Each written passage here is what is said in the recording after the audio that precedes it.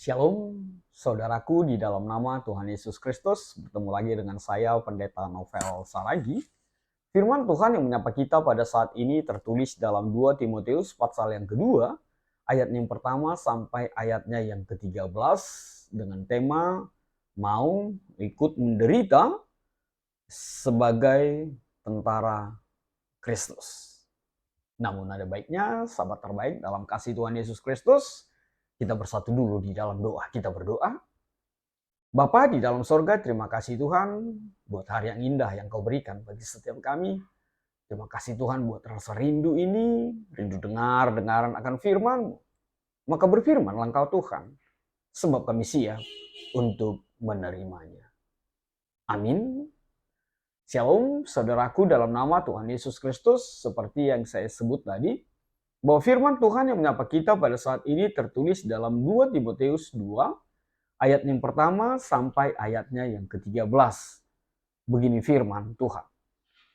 Panggilan untuk ikut menderita. Sebab itu, hai anakku, jadilah kuat oleh kasih karunia dalam Kristus Yesus. Apa yang telah engkau dengar daripadaku di depan banyak saksi, percayakanlah itu kepada orang-orang yang dapat dipercayai, yang juga cakap mengajar orang lain. Ikutlah menderita sebagai seorang prajurit yang baik dari Kristus Yesus. Seorang prajurit yang sedang berjuang tidak memusingkan dirinya dengan soal-soal penghidupannya. Supaya dengan demikian ia berkenan kepada komandannya.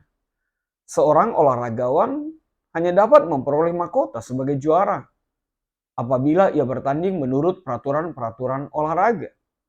Seorang petani yang bekerja keras haruslah yang pertama menikmati hasil usahanya. Perhatikanlah apa yang kukatakan. Tuhan akan memberi kepadamu pengertian dalam segala sesuatu. Ingatlah ini, Yesus Kristus yang telah bangkit dari antara orang mati, yang telah dilahirkan sebagai keturunan Daud, itulah yang kuberitakan dalam Injilku.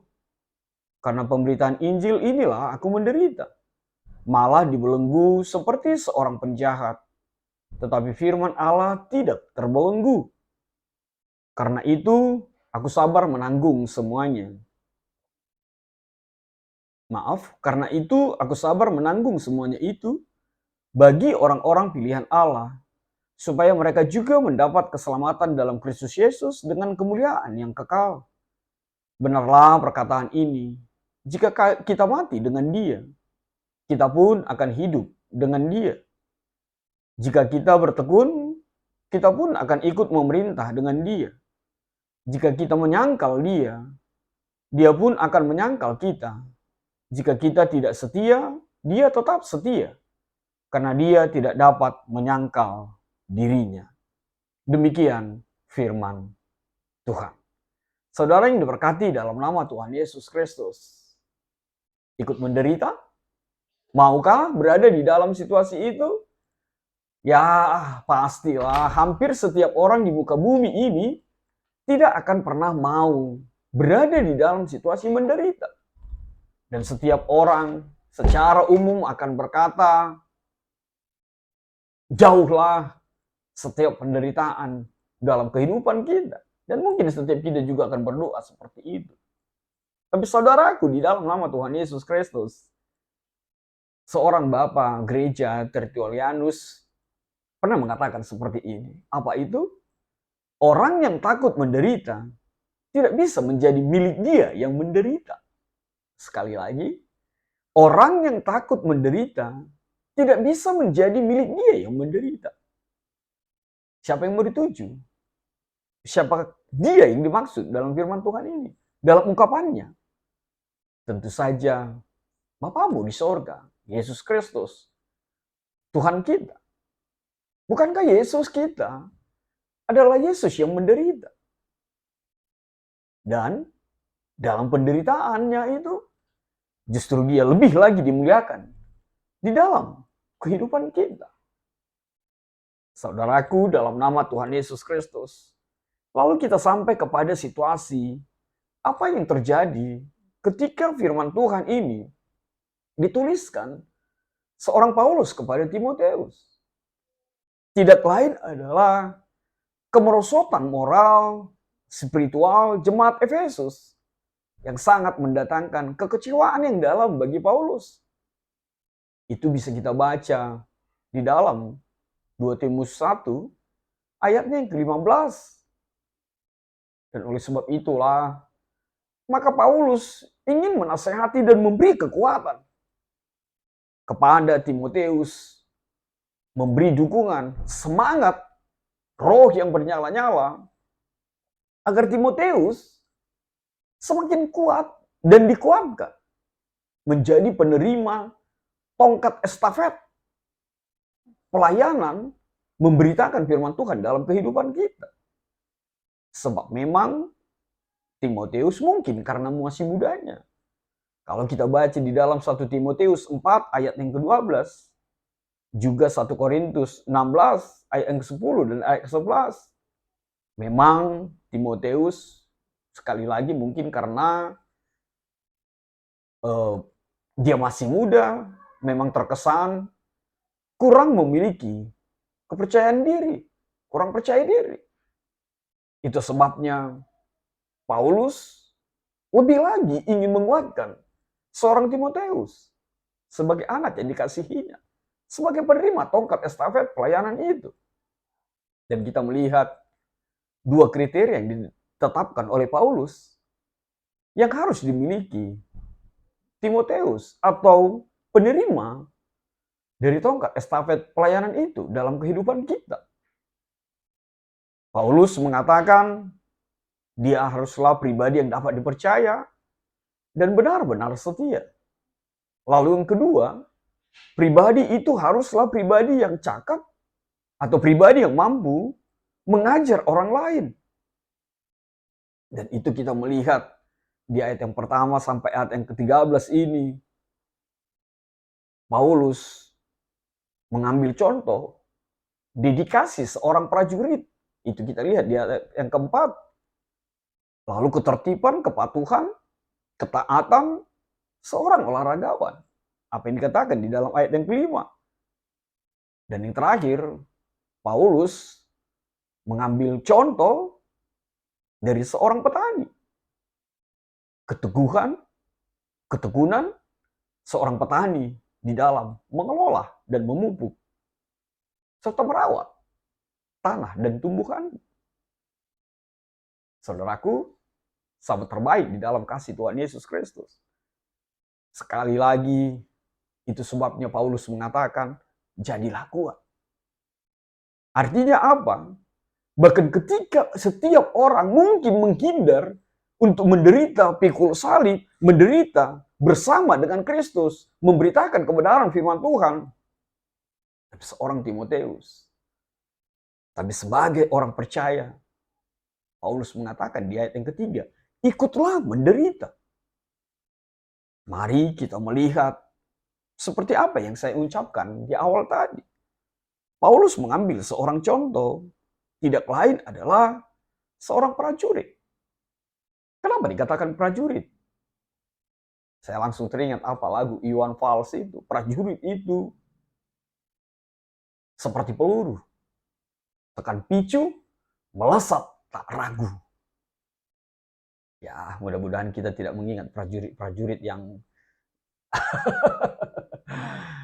tapi sebuah gambaran prajurit yang tidak pernah ada keraguan, yang tidak ada pernah kalimat pantang menyerah, dan tidak akan pulang sebelum peperangan itu terselesaikan dan menjadi pemenang terbaik.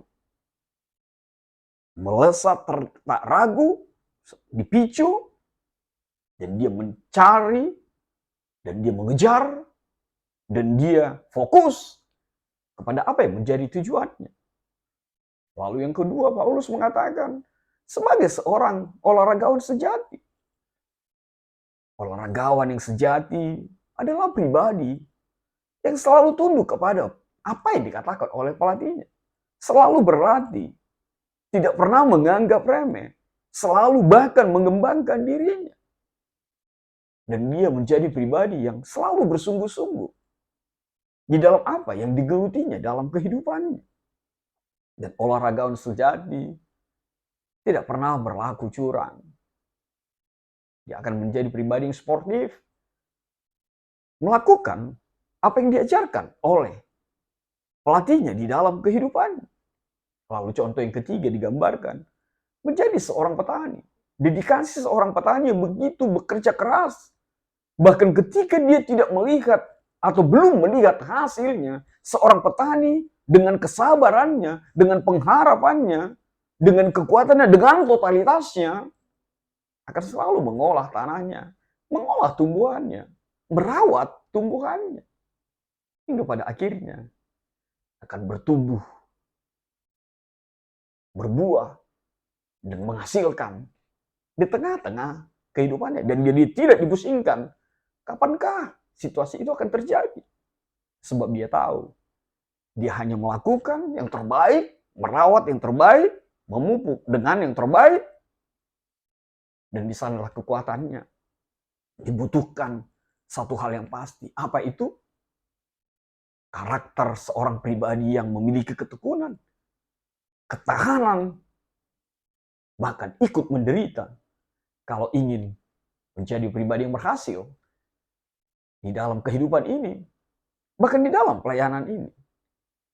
Saudaraku, ingatlah, sahabat terbaik di dalam kasih Tuhan Yesus Kristus, melayani Tuhan itu tidak bisa asal, tidak bisa sembarangan, tidak cukup hanya mau, tidak cukup hanya ingin. Seorang pekerja Kristus haruslah pribadi yang tekun, memelihara benih yang dia taburkan.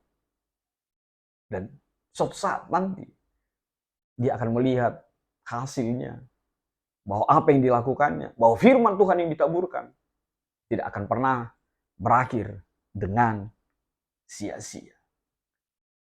Saudaraku, sahabat terbaik dalam kasih Tuhan Yesus Kristus. Lalu timbul pertanyaan dalam diri kita. Bagaimana kita menghadapi penderitaan itu? Paulus mengatakan yang pertama, kuatlah oleh kasih karunia dalam Kristus Yesus. Yang kedua, sabar menanggung semuanya bagi orang-orang pilihan Allah. Kita bisa melihat dia dalam ayat 10a. Yang ketiga, kita kuat menghadapi penderitaan itu, fokus kepada apa yang menjadi tujuan kita. Dan biarlah mata kita tertuju kepada nahkoda itu, Yesus Kristus. Ibrani 12 ayat yang kedua. Yang keempat, kuatlah dalam pengharapan.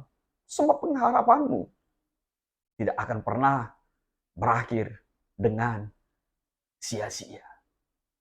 Saudaraku, di dalam nama Tuhan Yesus Kristus, ingatlah apa yang dikatakan oleh ayat yang ke-11 sampai ayat yang ke-13 itu. Jika kita mati dengan dia, kita pun akan hidup dengan dia. Jika kita bertekun, kita pun akan ikut memerintah dengan dia. Jika kita menyangkal dia, dia pun, Yesus maksudnya, akan menyangkal kita. Itu adalah sebuah iman, itu adalah sebuah statement, itu adalah sebuah kepercayaan yang tidak terbantahkan. Kita ikut menderita, satu hal yang pasti, Tuhan Yesus akan menghargai setiap pergumulan yang kita hadapi, setiap pergumulan yang kita lewati, setiap pergumulan yang kita jalani. Kalau mau memperbandingkan, atau kalau mau tahu lebih dalam lagi bagaimana penderitaan seorang Paulus itu, coba baca 2 Korintus 11 ayat 23 sampai ayat 33. Bagaimana penderitaan Paulus yang begitu luar biasa sekali. Terombang-ambing, masuk keluar penjara, makan tidak makan, sakit penyakit, duri dalam daging, menjadi bagian dari penderitaan itu.